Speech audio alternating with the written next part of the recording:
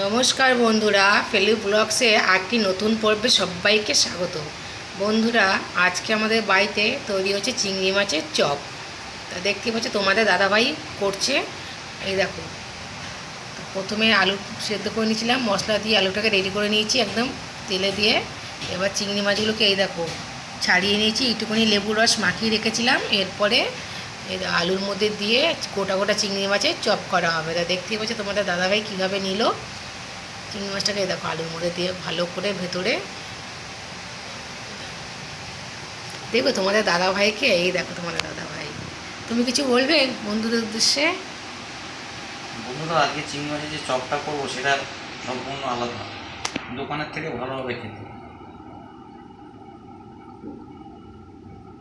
তা তোমরা দেখতেই পাচ্ছ, প্রথম থেকে দেখতে থাকো আমরা কীভাবে করি, তাহলে বুঝতে পারবে। যেহেতু তোমাদের আলুর পুরটা আমাদের দেখানো হয়নি, আমরা তারপরের থেকে তোমাদের দেখাবো। এই দেখো আমাদের 3টে গড়া হয়ে গেছে। এরপর কিন্তু বন্ধুরা আমরা ব্রেড ক্যাম্পসে চুবিয়ে দেবো। প্রথমে দেবো ডিমের গোলায় ডুবিয়ে, তারপরে ব্রেড ক্যাম্পসে কোট করবো আমরা। এখানে কত বড় চিংড়ি মাছ আছে একটু বলো?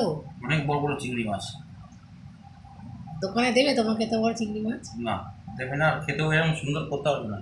বাড়িতে যে কোনো ফাস্টফুড যদি তৈরি করা হয়, খেতে কিরম লাগে একটু বলো না। মারাত্মক গ্রেভি হয়। শুনে নিয়েছ? আর আমার বাড়িতে যত রকমের ফাস্টফুড হবে তোমাদের দাদাভাই কিন্তু স্পেশালিস্ট। শুধু তার জন্য না, যে কোনো রান্না বা আমাদের পাড়ায় যে যত পিকনিক হয় তোমাদের দাদাভাই কিন্তু রান্না করে। যদি তোমরা চাও দাদাভাইকে বলতে, অবশ্যই আমাকে কমেন্টস বক্সে জানিয়ে দেবে, আমি তোমাদের সঙ্গে যোগাযোগ করে নেবো। আর তোমাদের ফোন নাম্বারটা অবশ্যই আমাকে দিয়ে দেবে। দাদা কিন্তু ভালো রান্না করে, অলরাউন্ডার দাদা। ঘরের কাজে বাইরের কাজেও দুটোটাই নিপুণ আছে, দুটো কাজেই। এই দেখো আলুটাকে এইভাবে লম্বা করে নিয়েছে। এবার চিংড়ি মাছটা দিয়ে দেওয়া হলো, যেহেতু চিংড়ি মাছটা অনেক বড় বড়। দেখতেই পাচ্ছ কীভাবে মোড়ানো হচ্ছে আলুটার ভেতরে দিয়ে চিংড়ি মাছটাকে। পুরো অরিজিনাল চিংড়ি মাছ, একদম কোনো ডুপ্লিসিটি নেই এর মধ্যে, কত বড় বড়। তা প্রত্যেকটা চপ আমরা এইভাবে গড়ে নেব। বন্ধুরা, আমি এবারে বিস্কুটের গুঁড়োতে কোটিং করে নিচ্ছি এক কোট, তারপরে ডিমে চুবিয়ে এক কোট করে ছেড়ে দেবো। দেখুন কীভাবে করছি। বিস্কুটের গুঁড়োটা বন্ধুরা আমি কিন্তু বাড়িতেই তৈরি করে নিয়েছি। আমাদের সব হোমমেড, যা কিছু হবে সব হোমমেড। আমরা কিন্তু দোকান থেকে বিস্কুট করে কিনে আনি না। দেখতেই পাচ্ছ এইভাবে প্রত্যেকটা আমরা বিস্কুটটাকে গুঁড়ো করে করে দেবো, কোটিং করে দেবো চিংড়ি মাছটাকে। বন্ধুরা, এবার আমরা ডিমের কোটিংয়ে দিয়ে তারপরে বিস্কুট করে দেবো।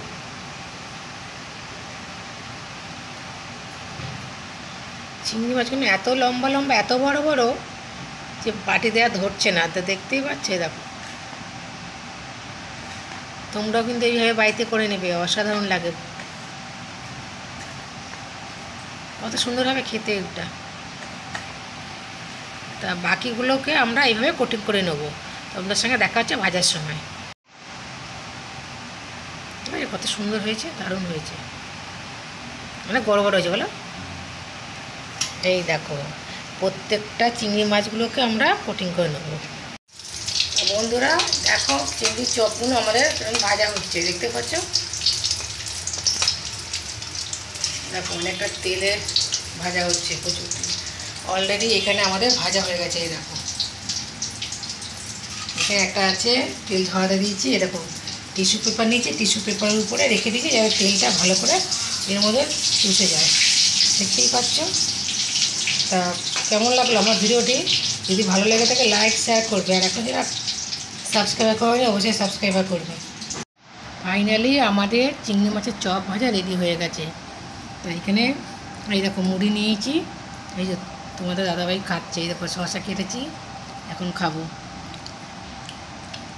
দেখতে পেয়েছো পুরো দোকানের মতন হয়েছে, খুব সুন্দর হয়েছে, দারুণ টেস্ট হয়েছে বন্ধুরা। এই দেখো খাচ্ছি, এই দেখো খাচ্ছি, অসাধারণ হয়েছে।